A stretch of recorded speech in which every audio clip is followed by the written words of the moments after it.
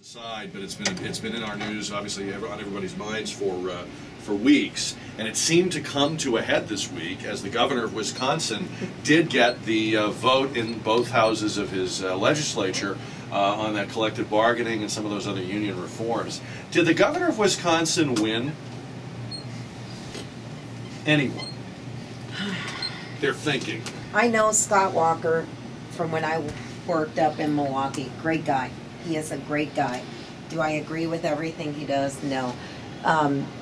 Will he believe that this is a win for him? I think he will for right now. But Wisconsin is such a blue-collar union state that I don't know how much of a win that is, you know, next election cycle. There's two narratives going on in the nation right now. One is that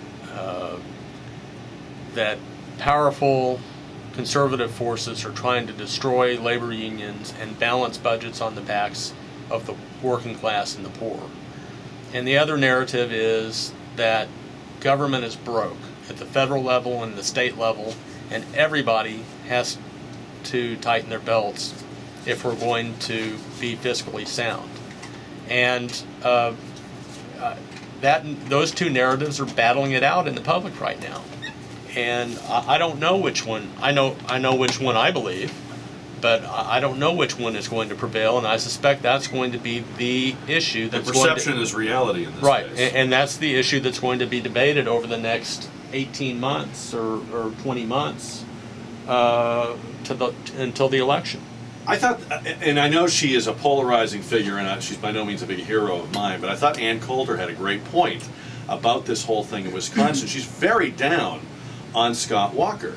She says he's completely lost the message war in all of this. He is so focused on the legislative maneuvering to get the votes, to get the thing passed, and I mean on one level he has to be, that's his job, but she says he should have been on television every night hammering the lack of compromise on the part of the Assembly Democrats, hammering the greed and the you know, sort of I guess you'd say lack of sincerity on the part of these labor negotiators. He said if it was Chris Christie in New Jersey, he'd have been on every night. He would have been making his point. You would have known where he stood. She says we don't know where this guy is. I mean, we don't. True. And he's getting hammered, but he's not putting his message out there. And if this is something that other governors need to do, and that's what we're hearing, that other states need to look at this, he's not giving them any help. She says he may have won the legislative battle, but he's lost the battle of people's hearts and minds. Is that accurate to say? It's a huge battle to win, absolutely. And you know, when Ann Coulter speaks, especially something like this from this angle, people listen. Absolutely. Yeah, we were talking about that last time I was here. You know, the two different jobs you have as a public person in office, you know, to do your job, but then you also, like you said, win the hearts of the people, and it's sometimes they're completely different agendas. You know what? And then to his defense, I don't think Scott was prepared for this. Scott Walker, the politician, as I know him, was a person that would bring people together in Milwaukee County. He really was, but he was not prepared for the national craziness that happened. You got MSNBC, CNN, ABC, everybody's watching what's going on in Madison. I don't think he was ready for it. The other big story that we would have normally been completely all over today is the NPR story. There's so much that you can say about this and whether or not the government should continue subsidizing. It was news to a lot of us that it's only 10% of their budget. But I thought what was maybe most interesting to me was in this sting operation that James O'Keefe carried out on this guy Ron Schiller.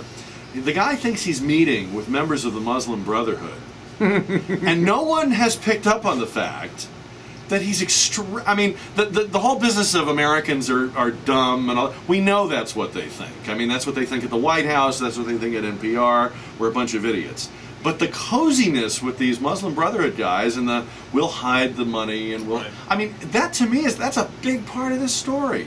Yeah, there's several layers to this that I think really haven't been peeled back, and that's one of them. I mean, there was the whole you know, there's a whole element of that conversation where they throw out this stuff about Jews controlling the media, and he just kind of nods his head. He doesn't say anything. I mean, any respect. He's some kind of fundraiser. I mean, Right. he can sit through anything to get that check. A You know, fundraiser for a respectable organization would say, you know, thank you. I think we're not going to be able to accept your money. But instead, he laughed at him, and then the other person at NPR said, oh yeah, we'll take the check, and not only that, we'll keep it anonymous so nobody knows where it came from.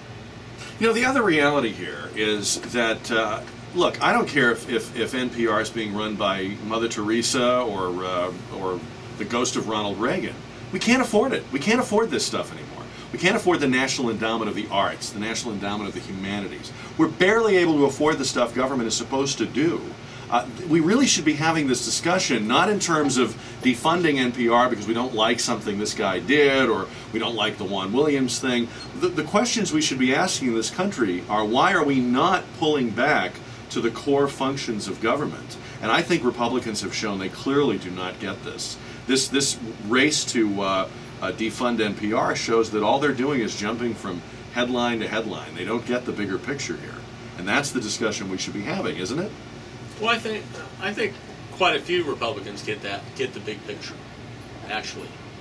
Well, I'll tell you what, Jonathan, I'd like to believe that, but when I see more excitement about defunding NPR than I see about defunding the Department of Education or the Department of Energy or much bigger expenditures for which we get no return on investment, I have to wonder. I mean, the NPR thing is low-hanging fruit. That's easy. When are you going to do the hard stuff, you know? I mean, no one's going to complain. And look, we all know this. Yami, you work in the TV business. Elmo's not going anywhere.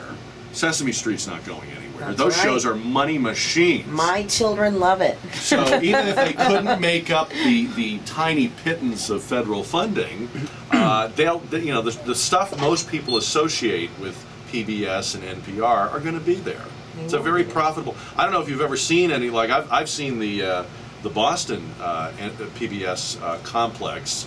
It would rival any for-profit broadcast company you could look at, network, anything in the country. It's dripping with money because people can't throw money fast enough at it up there.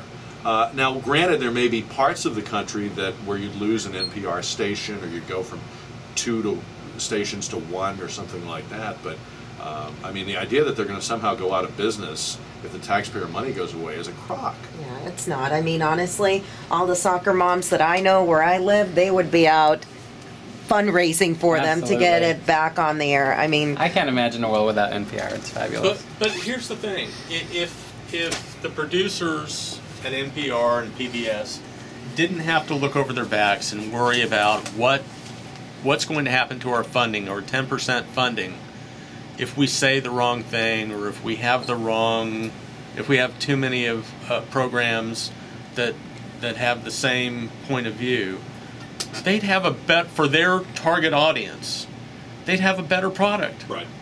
I mean, then they could take that meeting with the Muslim Brotherhood and not have to worry about it, right? Right? Or whoever their supporters are going to be. I mean, they could really do. I mean, they can finally tell us what they really think of us. PBS tends, and NPR has, my impression is, 2 target audiences. One is well-educated, highbrow, intellectual group, which overlaps but is not necessarily the same as a liberal-oriented group. I mean, there are people, plenty of conservatives I know who listen to NPR and watch PBS. Oh, sure. I watch PBS all the time. They're not necessarily the same 2 groups. But if they were free to market and say, look, right, we're going to do this kind of programming that appeals to intellectuals, or we're going to do this kind of programming that appeals to the MSNBC crowd, right, they could do a lot better.